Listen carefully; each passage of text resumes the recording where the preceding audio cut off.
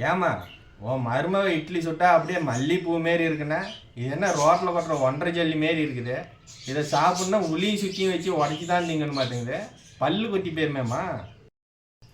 அவன் என்னைக்குப்பா நல்லா செஞ்சிருக்கிறா. நம்ம சாப்பிட்டு உடனே அப்பா இப்படி செய்யறாப்பா, அவ வேணும்னு தான் இதெல்லாம் பண்றத. நானும் இப்படி செய்யி அப்படி செய்யின்னு சொல்லி பார்த்துட்டேன். அவ செய்யற மாதிரி ஒன்றும் தெரியல. அவ இஷ்டத்துக்கு தான் அவ பண்ணுவா. அவ இஷ்டத்துக்கு தான் அவ பண்ணிட்டு இருப்பா. விடு, பண்ணிட்டு விடு. அவெல்லாம் வீணா போனவ. அடி போடி. இட்லி கல்லாட்ட இருக்கா?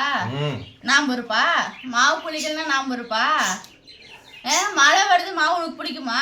கூலிங்காக இருக்கிறப்போ நானும் நைட்டு சோடாப்போ கலந்து தான் வச்சுருக்கிறேன். அதுக்கு நான் என்ன பண்ணிட்டோம்?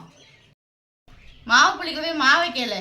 அம்மாவும் பையனா ஆனோன்னா சேர்ந்துக்கிறீங்க. ஏதாவது ஒன்றா சேர்ந்துட்டு பேசிகிட்டே இருக்கிறீங்க. இல்லை நீங்களே செஞ்சு சார். நீ போய் ஊற்று. நீ ஊற்றி இட்லி மல்லிப்பூ ஓட்டம் வந்துச்சுன்னா அப்போ நான் ஒத்துக்கிறேன்.